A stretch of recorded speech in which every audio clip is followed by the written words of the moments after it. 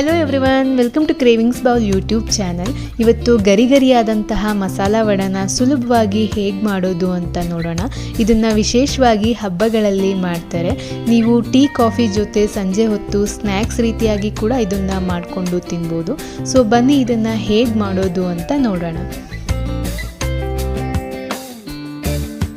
ಇದಕ್ಕೆ ನಾನು ಒಂದು 200 ಗ್ರಾಮಷ್ಟು ಕಡಲೆಬೇಳೆನ ನೀಟಾಗಿ ವಾಶ್ ಮಾಡಿ 1-2 ಅವರ್ಸ್ವರೆಗೂ ನೆನೆಸಿಟ್ಕೊಂಡಿದ್ದೀನಿ.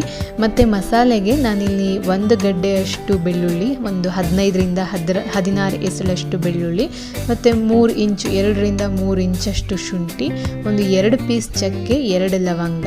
ಇದಕ್ಕೆ ಮಸಾಲೆ ಜಾಸ್ತಿ ಹಾಕ್ಕೊಬಾರ್ದು, ಸ್ವಲ್ಪ ಹಾಕ್ಕೊಂಡ್ರೆ ಸಾಕು. ಒಂದು 2ರಿಂದ 3 ಹಸಿಮೆಣಸಿನ್ಕಾಯಿ, ಸ್ವಲ್ಪ ಕೊತ್ತಂಬರಿ ಸೊಪ್ಪು.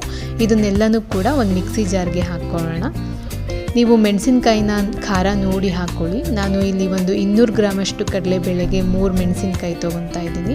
ಮತ್ತು ಇದ್ರ ಜೊತೆಗೆ ನಾನು ಒಂದು ಸ್ವಲ್ಪ ಕಾಳನ್ನು ಕೂಡ ಹಾಕ್ಕೊಂಡು ತರಿಯಾಗಿ ರುಬ್ಕೊತೀನಿ.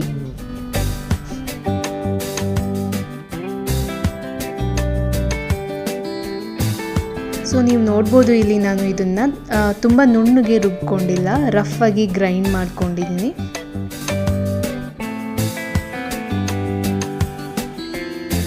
ನೆಕ್ಸ್ಟು ನೆನೆಸಿಟ್ಕೊಂಡಿರುವಂತಹ ಕಡಲೆಬೇಳೆನಲ್ಲಿ ಸ್ವಲ್ಪ ಕಡಲೆಬೇಳೆನ ಎತ್ತಿಟ್ಕೊತಾ ಇದ್ದೀನಿ. ಇದನ್ನು ನಾನು ಕಲಿಸ್ಕೊಬೇಕಾದ್ರೆ ಆ್ಯಡ್ ಮಾಡ್ಕೊತೀನಿ.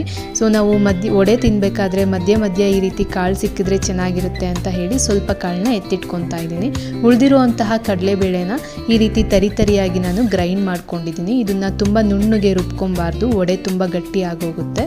ಮತ್ತು ವಡೆ ಜೊತೆ ಕಲಸೋದಕ್ಕೆ ನಾನಿಲ್ಲಿ 1 ಈರುಳ್ಳಿ, ಮತ್ತು ಒಂದು ಸ್ವಲ್ಪ ಕೊತ್ತಂಬರಿ ಸೊಪ್ಪು, ಒಂದು ಸ್ವಲ್ಪ ಕರಿಬೇವಿನ ಸೊಪ್ಪು, ಮತ್ತು 1 ಕಪ್ಪಷ್ಟು ಸಬ್ಸಿಗೆ ಸೊಪ್ಪು, ಇದನ್ನೆಲ್ಲನೂ ಹಾಕ್ಕೊಂಡು ಒಂದು ಪ್ಯಾನಲ್ಲಿ ನೀಟಾಗಿ ಮಿಕ್ಸ್ ಮಾಡ್ಕೊಳ್ಳೋಣ.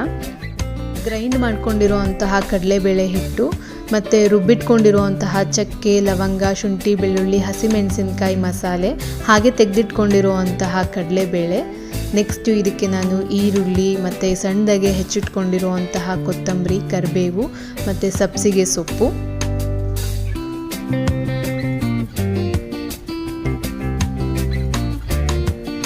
ನೆಕ್ಸ್ಟು ಇದಕ್ಕೆ ನಾನು ರುಚಿಗೆ ತಕ್ಕಷ್ಟು ಉಪ್ಪು, ಒಂದು ಚಿಟಿಕೆಯಷ್ಟು ಸೋಡಾ, ಮತ್ತು ಒಂದು 1/4 ಚಮಚದಷ್ಟು ಅಚ್ಕಾರದ ಪುಡಿನೂ ಕೂಡ ಹಾಕ್ಕೊತಾ ಇದ್ದೀನಿ.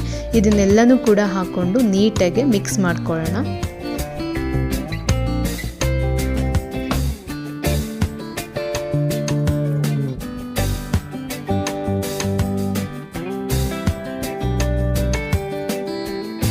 ನೆಕ್ಸ್ಟು ಒಂದು ಪ್ಯಾನ್ಗೆ ವಡೆನ ಫ್ರೈ ಮಾಡ್ಕೊಳ್ಳೋದಕ್ಕೆ ಎಣ್ಣೆ ಹಾಕ್ಕೊಳ್ಳೋಣ.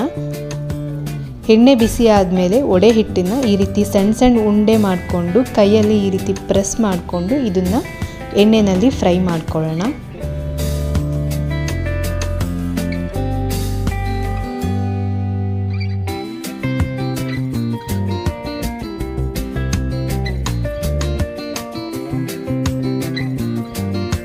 ಎರಡೂ ಸೈಡ್ ತಿರುಗಿಸಿ ಗೋಲ್ಡನ್ ಕಲರ್ ಆಗೋ ಹಾಗೆ ಮೀಡಿಯಂ ಫ್ಲೇಮಲ್ಲಿ ನೀಟಾಗಿ ಫ್ರೈ ಮಾಡ್ಕೊಳ್ಳೋಣ.